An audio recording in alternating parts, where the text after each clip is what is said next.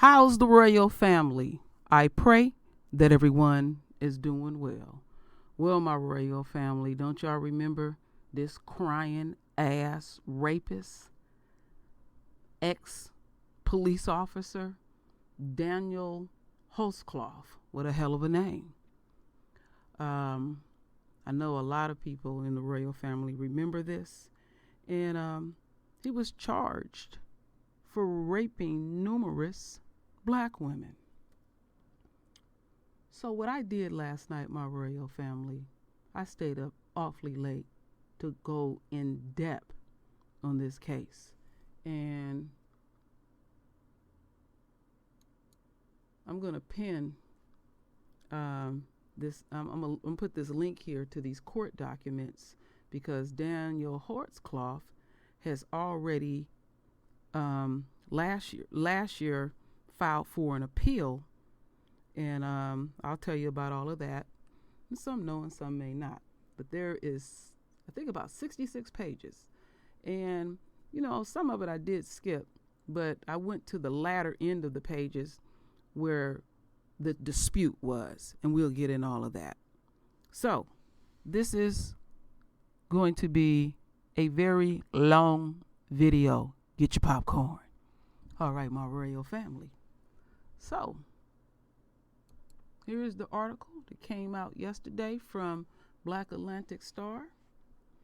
And it says, disgrace OCK cop, Oklahoma City cop appeals to the U.S. Supreme Court to challenge unjust and unconstitutional conviction for rapes of several black women. So, Daniel Holtzclaw, the disgraced Oklahoma City police officer convicted of raping several women in 2016, is taking his case to the Supreme Court. An attorney for Holtzclaw filed an appeal, and y'all got the appeal. With the U.S. Supreme Court last month seeking a review of unjust, unconstitutional ruling against him issued by the Oklahoma Court of Criminal Appeals. Okay, and that was back in August of 2019.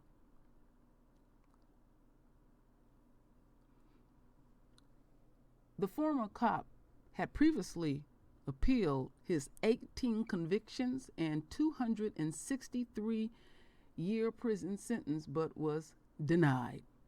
Holtzclaw, 32, faced numerous charges, including rape, sexual battery involving 8 women. 13 in all came forward to accuse the then officer of assaulting them while he was on duty. His victims range from the age of 17-year-old girl raped on her front porch to a 57-year-old grandmother of 12. Ever since this happened, my life has been upside down, one of the victims said before Holtzclaw's sentencing in 2016. I feel like I'm dying on the inside. Holtzclaw has maintained his innocence in the case, and in 2016 said he was confident he would be granted a new trial. I'm very confident in my appellate lawyers. I'm confident in my team and the support that I have. He told local outlets News 4 at the time, I'm very blessed to have that. I'm confident that all the discovery we have found throughout the trial, I'm pretty positive I'm going to get a retrial. Holtzclaw defense challenged the evidence the prosecutors used to convict him, arguing the DNA found on the officer's clothes and pan zipper may have gotten there through non-sexual contact. They also argue that the circus atmosphere surrounding the trial might affect its outcome. A judge disagreed. Okay? So, I don't give a damn about what his lawyers say. I don't want to hear them. And like I said, this is the juicy part right here when you start getting into this. And I said, and if you want to read about the evidence part, and it's kind of twisted how they talk about it, but I'm going to unpack all of that about that evidence and other things that I know about this case, because I did follow this in depth and seen a couple of documentaries about that, and what they all on is hella deep. And I said, I'm going to put a lot of energy on this and present this in the best fashion possible. So first and foremost, we have a few short videos to watch. So this is dated January 7th, 2020. Okay, see what she has to say.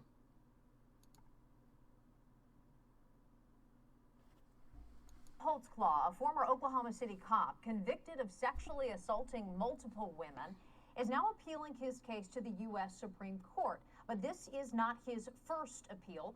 KOCO's Evan Onstadt bringing us today's update now. And Evan, his last appeal did not go so well for him. No, in fact, it was unanimous against him. The State Court of Criminal Appeals making that ruling in August. This new appeal is really his last chance. Holtzclaw was convicted in 2015 of 18 sexual offenses, including 4 counts of first-degree rape. He was sentenced to 263 years in prison, but Holtzclaw says he is innocent, and his family says media coverage influenced the jury. This new appeal to the U.S. Supreme Court makes many of the same arguments, including these 2 main accusations: that prosecutors misrepresented scientific evidence to the jury involving DNA, and that prosecutors should not have lumped all 13 of his accusers' claims against him into one trial. Of course, the Supreme Court does not automatically hear the appeal. 4 of the justices need to agree to hear the case for that to happen. All right. I like how he broke that down. So, this is dated August 1st, 2019.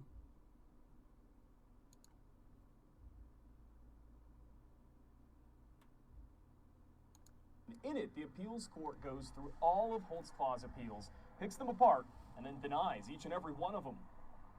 The defendant is guilty. The Oklahoma Court of Criminal Appeals upholding this 2015 conviction, denying Holtzclaw's appeals that included that there wasn't enough evidence that the trial was a, quote, circus, and that his 263-year sentence was too long because it stacked together his sentences for each charge. Judge Dana Keene writing about that, quote, he fails to show how exactly this stacking is unfair. Each sentence in this case represents a consequence of a separate crime involving separate victims. Presiding Judge David B. Lewis also writing, quote, this case involves a sexual predator who happened to be employed, most unfortunately, as an Oklahoma City police officer. He used his position of authority to intimidate and prey on vulnerable victims. Attorneys for some of those victims saying they're vindicated today. Our clients still need support and prayers because they are suffering through what happened to them each and every day. Each and every day. Holtzclaw continues to maintain his innocence. His family saying today they will continue to fight this at the Oklahoma Judicial Center. Dylan Richards, KOCO 5. All right. As we continue on, this is going to overlap a little bit, but this is necessary for us to hear.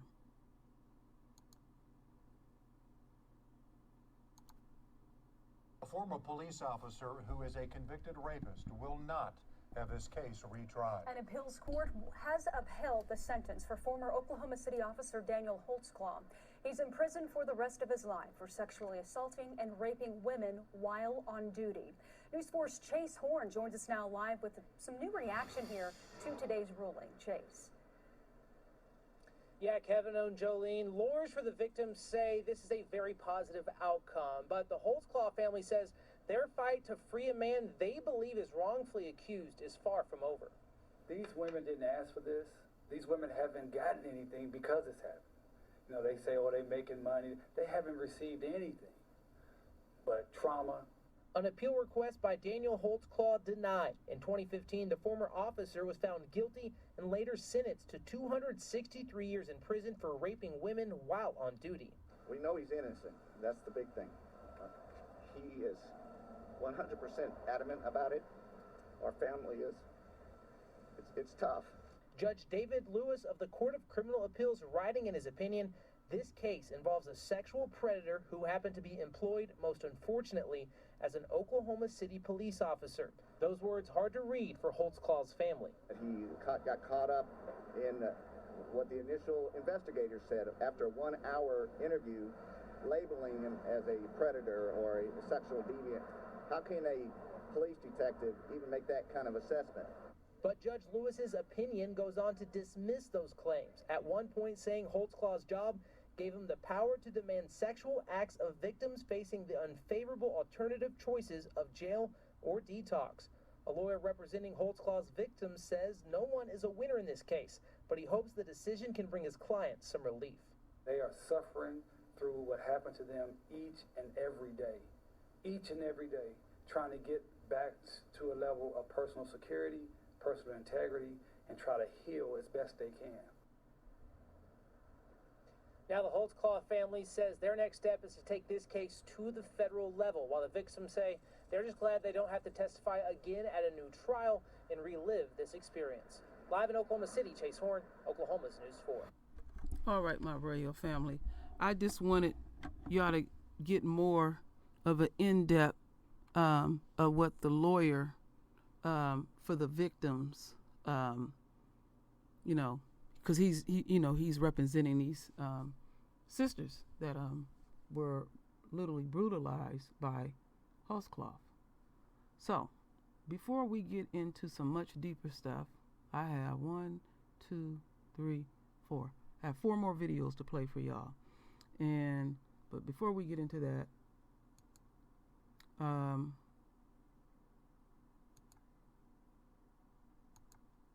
these are the victims.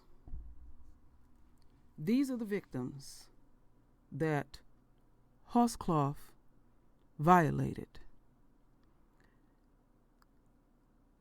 Almost all of these women have substance abuse issues. They've been in and out of prison. Their lives is pretty jacked up. But it was that one, which was the grandmother. You know, she has her own daycare business, grandmother of 12, which I talked about. And it was that one that they didn't have nothing on her. And there were others. So when you start looking into the nuts and bolts of it, there were others that were dismissed, So being dismissed doesn't mean it did or did not happen. But they were able to stick it to him on these women. Excluded one up here, because this is not all the pictures of these women, because these women have to agree to have these pictures up here. I would say excluded one. One of them was raped, but she wouldn't file any charges. And so, I think, I'm going to put it that way. I'm not going to get cocky. I think I know why he did this. And I'll unpack all of that at the very end. I wanted to show the victims first. And what I will say is that we ain't no fool. We know why he did what he did, because he figured we don't care about our loved ones that have substance abuse issues or whatever their problems is, or if they've been in and out of jail, they still are family and we still love them. I got dope fiends in my family. Who don't? Life is life, and that's the ugly side of life. And we see family members and friends like that, and it breaks our heart. But we love them. I'm talking straight to the enemy and the enemy supporters. We love our folks. But see, they want to treat black folks a different kind of way. Now, the one more thing I want to add is in the appealment, when I was reading all these documents last night, I want to say it was a circus-like atmosphere. No, it was not. They barely gave any of this coverage.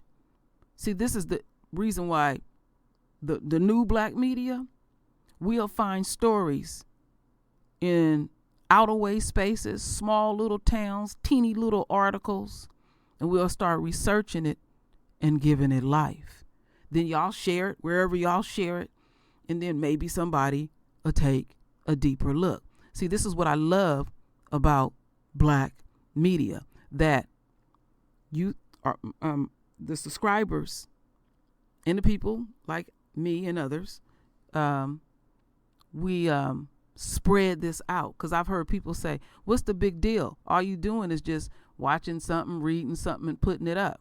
No, again, we can find the smallest thing that's really a big thing in our world and put a spotlight on it, and we all working in this. And that's the lovely part, that we are taking a hand in supporting our own. So I'm supporting these queens here because they have a hard life, and I'm not going to judge them, because I don't care what's going on down with them. They do not deserve to be violated in any form or fashion based on their choices.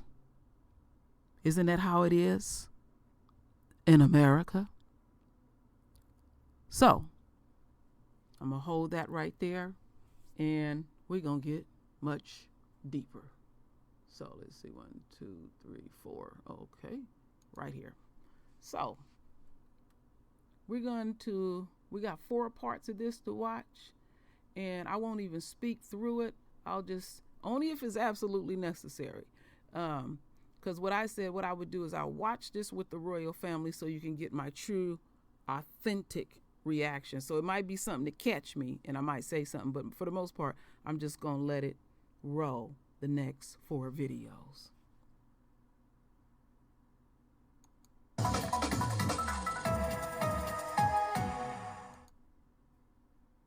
You're watching KOCO5 Oklahoma City. Now, a special presentation, Chronicle. Good evening. I'm Ariel Reshev. Tonight, the story that shook the state and rippled across the nation, the Daniel Holtzclaw trial.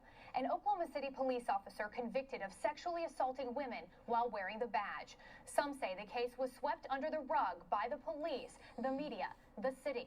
The country in the midst of a crisis of confidence with police. Other cities erupting. Now we share the perspective from Oklahoma. How was the case handled? Has the city changed? We take you inside the investigation, the trial, the verdict, the sentencing, and the reaction. You're watching KOCO Chronicle. This is northeast Oklahoma City, a part of town struggling to shed a long history of drugs, poverty, prostitution. Rough streets rife with rumors, speculation, and suspicion. But on June 18, 2014, a sordid secret unearthed. Northeast 50th and Lincoln, 2 a.m. Police lights barely visible in this grainy surveillance video. Headed home after his shift, Officer Daniel Holtzclaw turns off his GPS, then makes a traffic stop. 58-year-old Janie Liggins pulls over her red Pontiac Grand Am. Discovering Liggins is driving without a state ID, Holtzclaw asks her to step out of the car. Powder her down, ask her to lift up her shirt.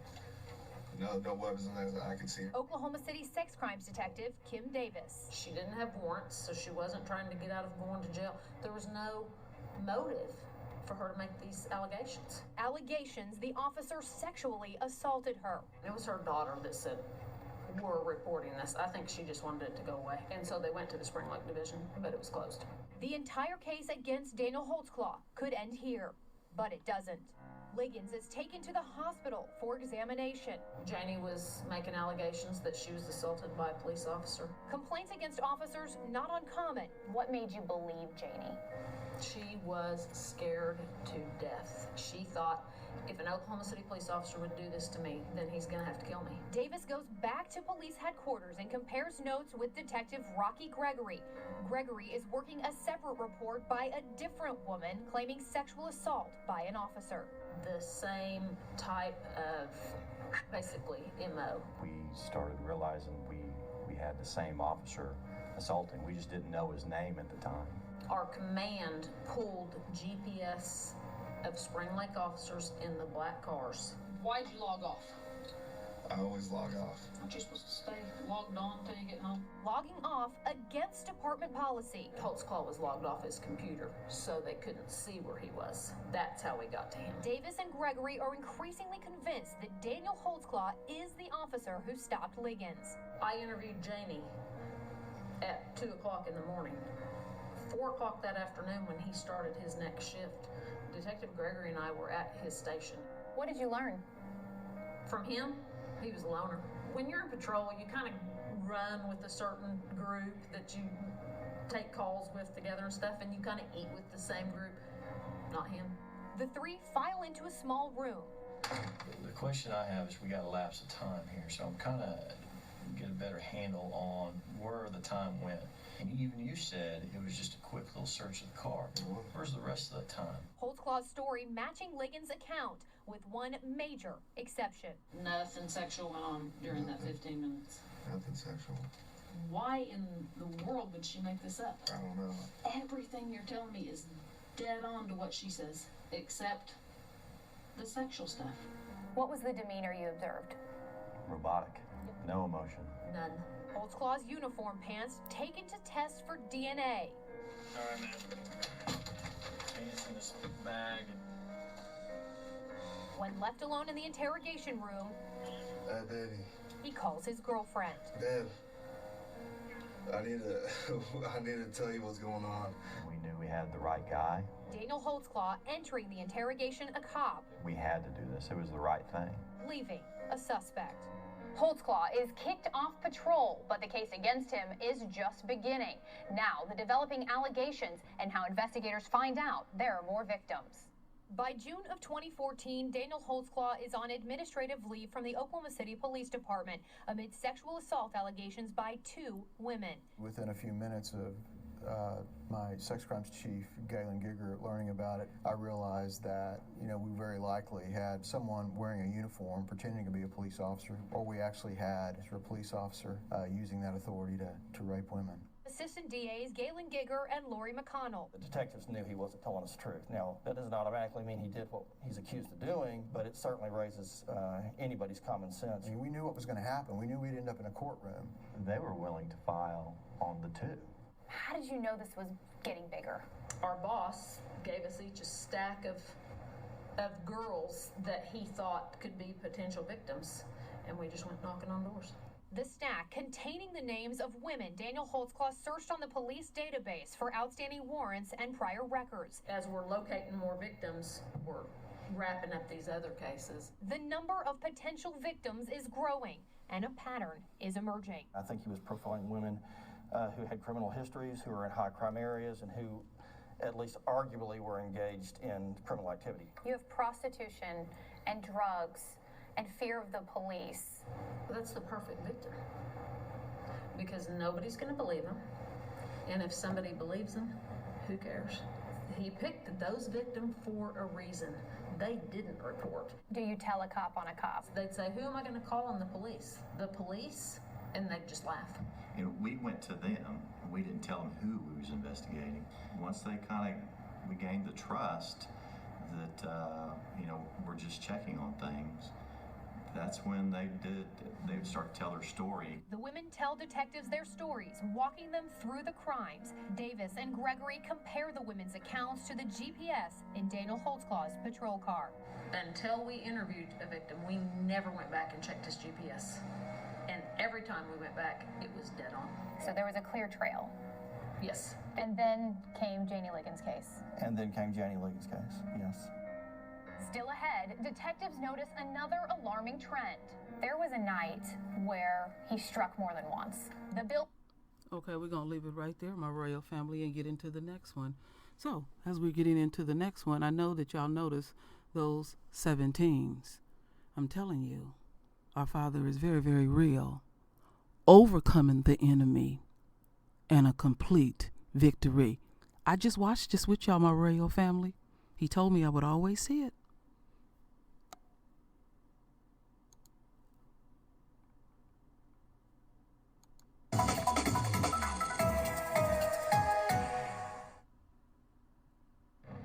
In the summer of 2014, detectives Rocky Gregory and Kim Davis are knocking on doors in northeast Oklahoma City, finding more and more potential victims. They begin to notice Daniel Holtzclaw's alleged attacks appear to escalate in frequency and severity. There was a night where he struck more than once. The attacks couldn't have got more close together than they were that last night. He was ramping up, and he was taking bigger risks. And finally, he made a mistake. The mistake? Pulling over Janie Liggins with his GPS system turned off. And unlike the other accusers, Janie Liggins has no outstanding warrants. Her only criminal history, a drug arrest 3 decades ago. If Janie wouldn't have come forward, I don't know where we'd be today. By August 21st, 2014, police have 8 women who say Holtzclaw sexually assaulted them and enough evidence to arrest him. That day, Police Chief Bill City calls an urgent press conference at police headquarters. Actually coerced them into providing sexual favors. What was the feeling as a police chief to tell the community that there was a cop who was sexually assaulting women? It's a sickening feeling. The one thing we have always tried to do is that to be completely open as we can be. We're not hiding this. Our officers, 99.9% of them are trustworthy. It takes all of us. An Oklahoma City police officer arrested this afternoon. A media blitz. That officer is being booked into jail. When she was picked up by the officer in his patrol car, Advocates are coming forward in support of the alleged victims. Law enforcement officers are put in place for your safety. They are public servants. And when they fail to do that, then we fail to protect our most vulnerable citizens. Come forward. We will support you and we will back you 100% as the state of Oklahoma NAACP. Holtzclaw is formally charged with 16 counts against 8 women and is confined to house arrest at his family's home in Enid. As the investigation presses on, the charges against the officer continue to mount and fears the case could cause chaos in the community. The nation facing rampant racial tension and suspicion of police. Oklahoma City on edge with the arrest of a cop for sexual assault. Police seeking common ground with community activists as they demand justice. By November of 2014, the Daniel Holtzclaw case is making headlines in Oklahoma amid a backdrop of racial tension nationwide. Riots gripping Ferguson, Missouri. Resentment and fear of police reaching a boiling point. With everything that was going on nationwide with Ferguson and with the environment and the issues that the minority community was raising and the distrust issues, it was almost like the perfect storm, as the chief. Explosive allegations in an environment waiting to ignite. The chief talks with Artists for Justice, a newly formed group of victims advocates. I tried to explain what we wanted to do in trying to help and support the victims and support them to support the victims. Community activist Grace Franklin. One of the things that the Chief City told us before we had a formal meeting at a council hearing was, we're taking this seriously. Investigation is happening internally. We will take action if needed. As police try to reassure residents, prosecutors are readying their case and detectives are finding more victims. September 26, 2014, Holtzclaw is charged with 10 additional counts against 2 more women. November 4th, state attorneys file 6 more charges from 3 new women. And on November 19th, the linchpin of the case. Holtzclaw is charged with 4 additional counts, including rape of his youngest victim. Think back to this moment during Daniel Holtzclaw's interrogation. Pants in his bag. Detectives taking his uniform pants for testing. The results?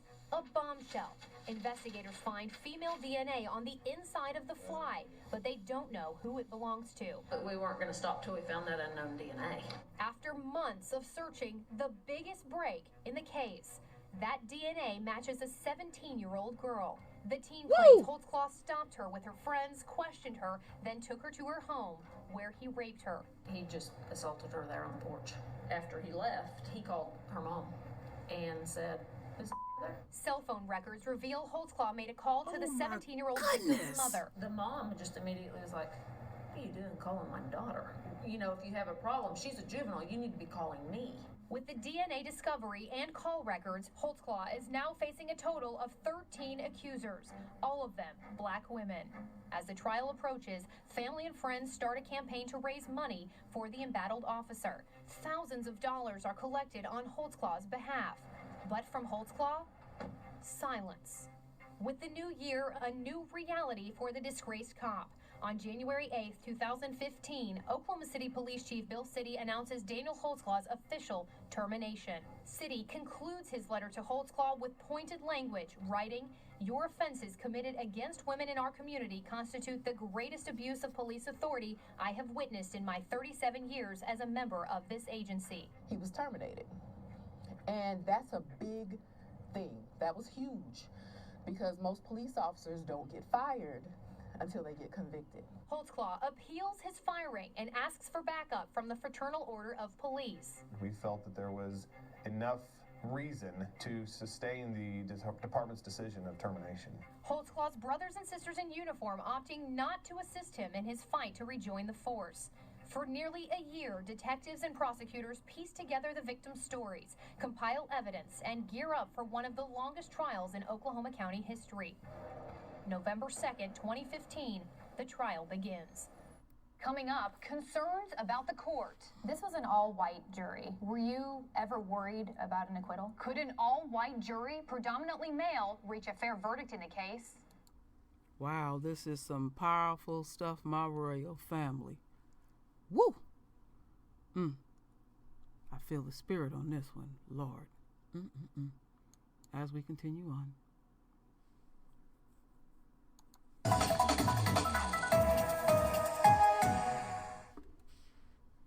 November 2nd, day one in the trial of Daniel Holtzclaw. Controversy surrounds the jury from the start. This was an all-white jury. Were you ever worried about an acquittal? On that basis, no. Not on that basis alone. I know that was reported a lot, I think, during the trial. We had no idea that in the beginning there was a huge concern that it was an all-white jury. The bigger concern is when we saw that 8 of them were men. We didn't know how to take that. Prosecutors persuade all 13 accusers to take the stand. The testimony from these ladies was going to be difficult. It's a difficult subject matter. The life experiences these ladies brought into this courtroom were going to be so outside the norm of what most people have experienced, especially the jury that we were left with. The women's criminal histories are a key focus for the defense. Holtzclaw's attorneys work to discredit their accounts. Didn't matter their history when defense tried to beat them up and whatnot. The state's job to prove guilty, and defense went from there, and that was their choice. Prosecutors try to remove reasonable doubt and prove the women's past have no impact on their stories. Can you care about these people despite the mistakes they've made in their past? And we wanted them to care about them. 2 key pieces of evidence proved to be a turning point in the case. Prosecutors showed the jury these automations of Daniel Holtzclaw's GPS. Detectives show them how the victim's stories match the pings point for point. Seeing the AVL, the GPS tracking, noticing the pattern was getting worse. Then the biggest blow to Holtzclaw's defense. The DNA evidence was very crucial. The DNA evidence were skin cells. The defense maintaining those skin cells could have traveled, and that finding DNA in Holtzclaw's pants did not amount to rape. They're skin cells. They could have been from anywhere. They tried to explain DNA from a 17-year-old girl that ends up inside his pants at the areas where his privates are. When you put all that together and saw the big picture, that's where we got the circumstantial evidence and saw the pattern. Over the course of more than 4 weeks, the prosecution calls detectives Kim Davis and Rocky Gregory, 13 accusers, a forensic expert, and several officers to the stand. The only witness for the defense, Daniel Holtzclaw's girlfriend. Daniel Holtzclaw remains silent. He does not take the stand. During closing arguments, the DAs go back to the DNA, the GPS, and the victim's testimony. The defense makes a last-ditch effort to poke holes in the women's stories, highlighting that one of them even showed up high to court. On December 7th, both sides rest their cases. Daniel Holtzclaw's future, now in the hands of the jury. As the jury deliberates, all eyes are on Oklahoma City. The community tensely awaits the verdict and braces for the reaction. The jury in the Daniel Holtzclaw case is sequestered. We are the longest deliberation. And I think that the length of time that they were out speaks to how carefully they went through each piece of evidence. I didn't take race, color, ethnicity into consideration at all. They were women, he was a man. The jury deliberates for 4 days. I didn't get much sleep just because running through my mind that we might be done. On Thursday, December 10th, 2015, a verdict. We're trying to get security around the courthouse, but it looks like they've reached a verdict. You might want to move this way. Daniel Holtzclaw sits nervously at the defense table. The courtroom and hallways filled to capacity. What was the feeling like to wait? It's a sobering moment. You want justice to be done, and justice, in my mind, it was very clear what that would be. The judge allows cameras to roll. Count 11, rape in the first degree. Defendant is guilty of the crime of rape in the first degree. On his 29th birthday, Daniel Holtzclaw convicted on 18 of 36 charges, including rape. Crime of forcible oral sodomy. A wave of emotion from the man who sat stone-faced for much of his trial. You were sitting in front of Daniel Holtzclaw in this very room when he broke into tears, started sobbing. I think that Daniel Holtzclaw was very sorry of the consequences to his actions. But a different feeling from Holtzclaw's supporters. There was real pain that he was feeling. The jury recommends Holtzclaw spend 263 years in prison. Before he went to the judge, worded to us, I didn't do it, you got it wrong. And it kind of upset, some of the jurors. Sentencing set January 21st. There's just no way he did it. Just no way. It doesn't match who I know him as, walking across the high school parking lot with a smile on his face. The smile of a young Daniel Holtzclaw wiped away. In its place, raw reaction to a verdict that he and his supporters didn't see coming. He believed the truth would come out, which would exonerate him. I wouldn't settle if that was my family member. Attention shifts to sentencing. On January 21st, 2016, officers lead Daniel Holtzclaw into the courtroom for a final appearance. No TV cameras are allowed inside. Judge Timothy Henderson agreeing with the jury, sentencing Daniel Holtzclaw to 263 consecutive years in prison. Holtzclaw is ushered out of court, cuffed, clad in an orange jumpsuit. A cop turned convict. I wanted to jump up and yell. I just wanted to ensure that he didn't get out. The men who victimize women, this is what's going to happen to you. We will lock you up. Holtzclaw's defense team foreshadowing an appeal. It's a tough case from the very beginning. We knew it when we got started with it, and it is what it is, and Daniel maintains his innocence. Daniel Holtzclaw maintaining his innocence, but his fate crystallized by the court. In the wake of the Daniel Holtzclaw trial, lingering questions. Still ahead, were there red flags in his past? All right. Let's go listen to the last video. Ooh, I got a lot to say, my royal family.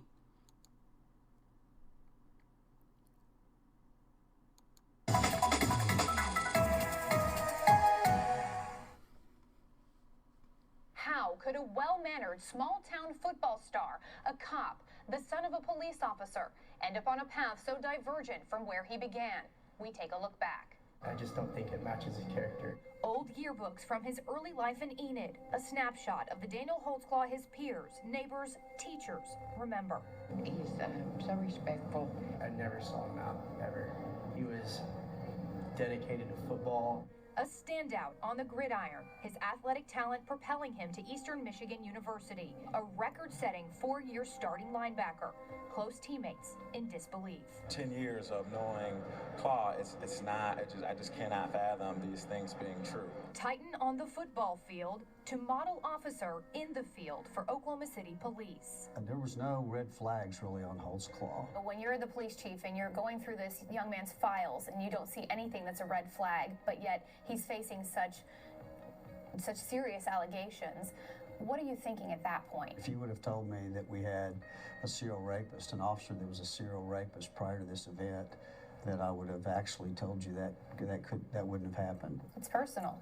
You still bear that burden because he was wearing a uniform. Was there anything that you feel like you or the department could have done? To predict what an officer's going to be ethically and personally is what they've been in the past. How have they grown up? There's nothing that we could find. I would absolutely love to know what changed in Holtzclaw. A story so twisted, so incomprehensible, unfolding amid a backdrop of national unrest. Things that are happening in Ferguson, things that happen across the country, affect us. Here in Oklahoma, the story of the accused cop simmered at the surface. Did the national environment of distrust of police factor at all into how you investigated Daniel Holtzclaw? No. When I came down here 38 years ago, and I rode primarily east side of Oklahoma City, primarily the black area of Oklahoma City, that distrust was there then. This case had the potential to be a racial powder keg. You had all of the victims, African American women, systematically targeted. Why didn't it explode? The people in this community are different. And the relationships that we have with our citizens, I think it's just different here. There was time taken. There was open access that happened that was needed. And in other cities, activists, some that I've spoken with or read about, didn't feel that. There were elements from outside of Oklahoma who tried to come in and stoke racial tension, even riots. Why didn't it work? Because our own people pushed them back and said, not here. As Oklahomans, we don't like people telling us what to do. And we don't like people coming and trying to impose their agenda upon us. I think Oklahoma was a great example of us working together because we knew in the end it was best for the city. There have been allegations that police, the city, the DA didn't do enough in this case, didn't go far enough. Maybe there are more victims out there. We just didn't find 13 and stop. We kept looking. We always felt like there was always more out there. Is Oklahoma City Police Department more accountable and better after this case? I think we will be, yeah. If we're not willing to look at that and make those changes, then as an agency in a city, we're not who we always thought we would be. A city overcoming suspicion and fear. And I think this case shows that the police department can do things that builds better trust with the community. And they did that. Anytime you have a case like this, it's going to be an inflammatory situation. And I'm proud that we live in a county where charges like this, no matter who is accused, a police department investigates them the way that they did here. I want the rest of the nation to continue to watch Oklahoma City because we're going to be an example as to how we treat our citizens, no matter what your station in life. For what benefit can come from other cities that are having problems, maybe they should look at us and give their system a chance to work too. See, we can't dismiss the minorities' concerns about police brutality. We can't just dismiss their concerns about whether or not we're policing our own. We can move forward and deal with cases in a way that reflect humanity, that reflect intellect, and reflect the justice system. There's a glimmer of hope.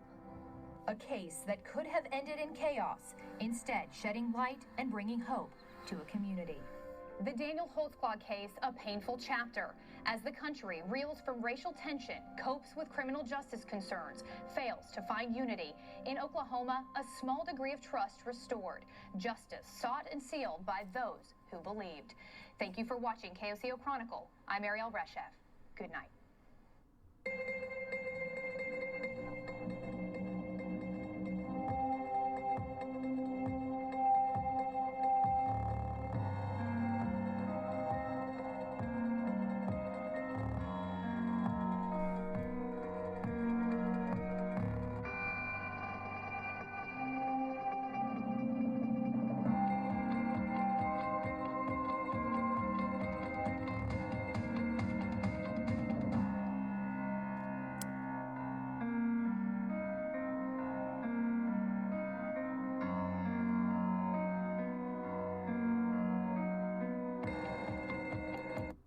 All right, my royal family. That was amazing. That was amazing. I did not expect that at all. So let's get back over here. Now, let me see something here. Let me see if I can, I seen her when I was doing my research.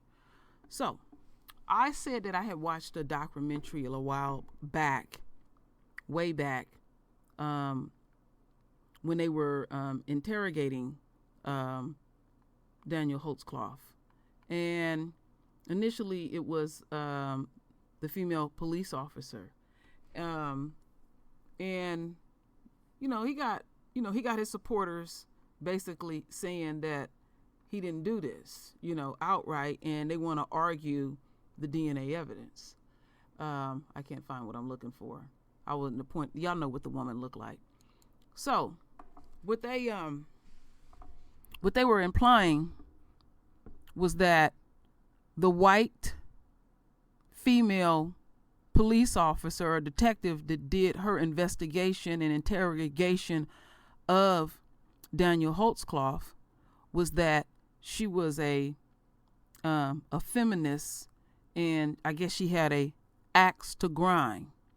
Notice that no one in the police force supported him, and that coon Negro that went to college with him got up there as a character witness as well. We can always find one. You can dig them up out of the ground. You can find one every time. We're not surprised.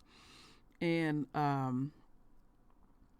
then I remember watching something else about this case.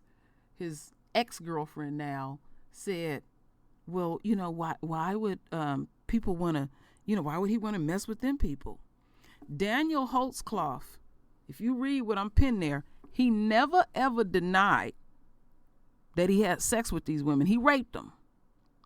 And he was implying, when I was reading what I was reading, that these women, he pulled them over. They had outstanding warrants. And, they was like, I'll give you some oral sex. So, just let me go. And basically, he got weak as a man and did what he had to do. That's what he was implying. And, okay, then they look in his background and they said, we can't find nothing. This is unusual. Well, his girlfriend, ex-girlfriend, she knows what's going on. And I'm going to unpack that now. And I'm going to tell y'all exactly the energy that I picked up. Let me take this down. Okay, let's see here. Where is the one I want to find? Looking for this particular one. Okay, we can use this one. Perfect.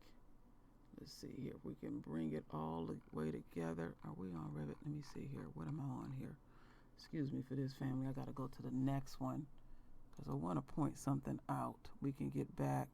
Do we have it? Okay, there it is. Forgive me. That's what I was looking for. This right here. Okay. It is obvious that this dude is kind of built up. I wouldn't be surprised if he possibly used steroids, but I'm not blaming that on that at all, where I'm getting ready to go.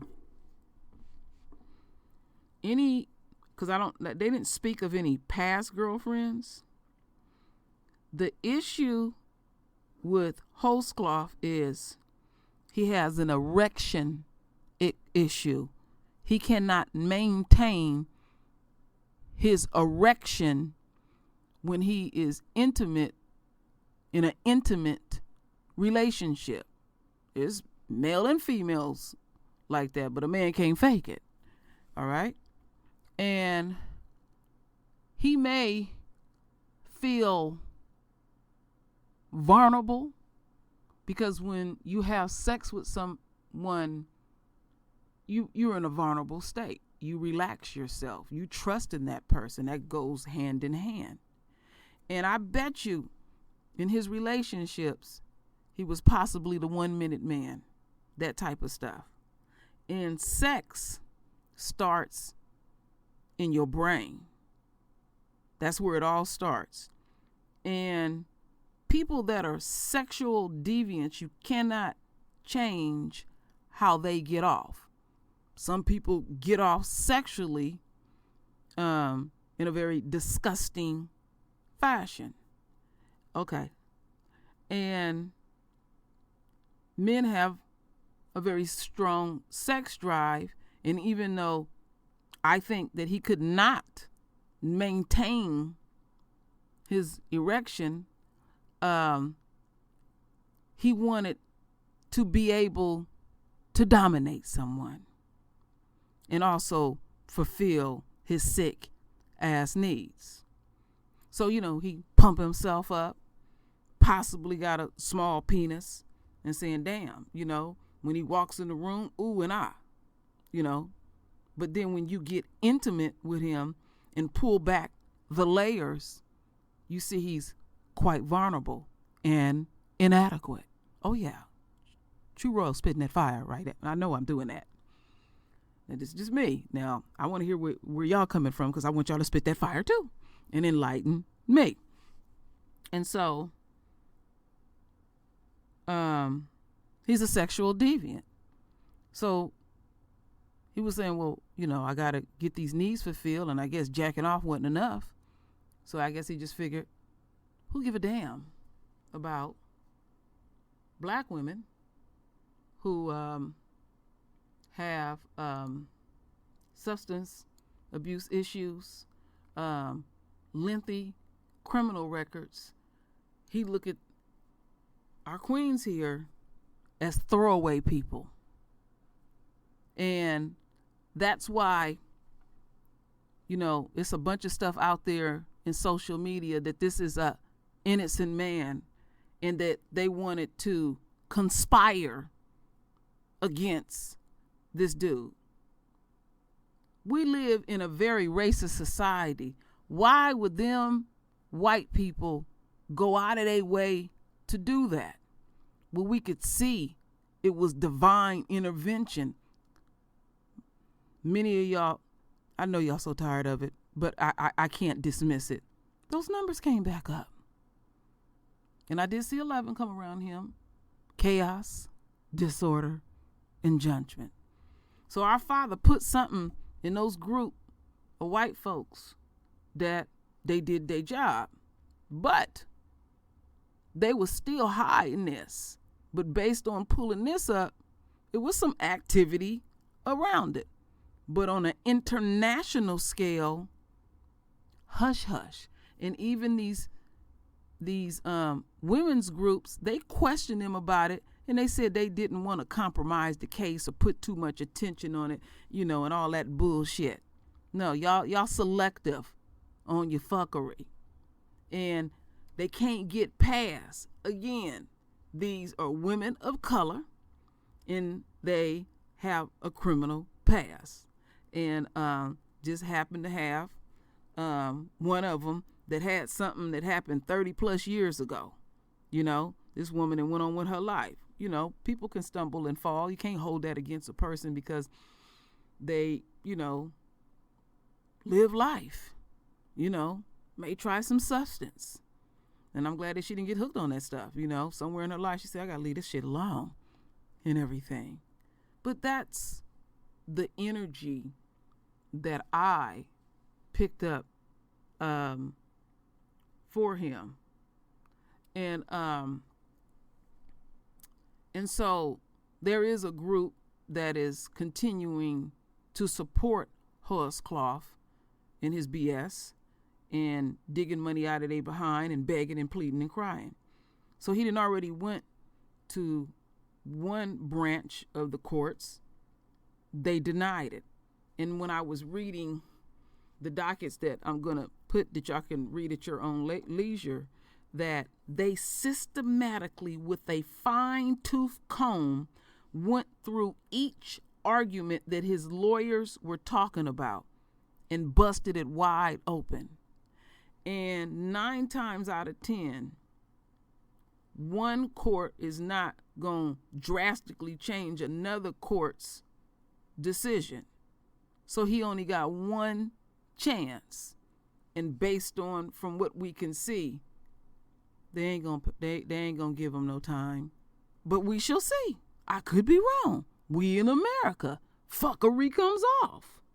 Now the last thing, the DNA evidence. Now I got deep into that to get a full understanding.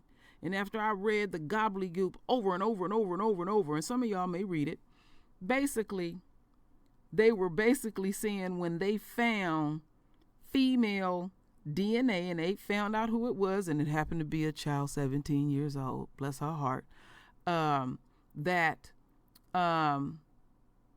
they were implying that the forensic team, when they were taking samples, that they put that's what they were implying, that they put her vaginal fluids in his pants. See, he walk around, like my husband call it, with a dirty dick, because that's some of his sick fantasy too. He likes to, that kind of shit too. I mean, it's just sick. And forgive me, my royal family. I know I can be very blunt in how I speak, but that's the only way I can do it. I got to keep it core with the royal family. I'm trying to taper it down just a little bit with my mouth, but I don't know if it's going to work because I just let it flow and everything. So that's something that they are harping on about. The DNA evidence was, there was some issues about how did that get there? It's obvious how it got there. He raped her. After he did what he had to do, he just put his dick back in his pants and he was dripping straight up. And I'm not trying to say that being funny. I'm not laughing at none of this. This shit is serious, dead serious. Because I hurt when I see sisters like this, because they wasn't always this, but they get caught up out there in them streets, and it can happen to anyone, and everything. And so, I said I'm gonna do a in-depth report, and it took quite a few hours because I wanted to really get into it and pay attention to language and everything. And then lo and behold, they had did this little short documentary, and I said, let's share this with the royal family, and because I really need to get y'all perspective on it and stuff. And I'm gonna keep up with it, but I'm pretty sure he on one last leg, my royal family, and he's talking about all this new evidence. They presented nothing. They keep just harping on that one day, that one thing about the DNA evidence, and that these people wanted to do something nefarious against him. We in America. It's racist in America. America don't give a fuck about a black woman. We're like on the bottom of the barrel if how America feel about the black woman. And my sisters know what I'm talking about. That's why I'm careful in how I speak to my queens and my kings. I greet you like that for affirmation and support, because somebody always using foul language towards us and ridiculing us. So I said, at least you can come here. Even though my mouth can be fiery, you get total respect. Total. That's it, and that's all, my royal family. So there's certain things that I repeat for affirmation about who the true royal family really is. So it is what it is, my royal family. So render your voice with your beautiful divine words. And as always, my royal family, I thank you for your love. I thank you for your support. And with that said, Ashe.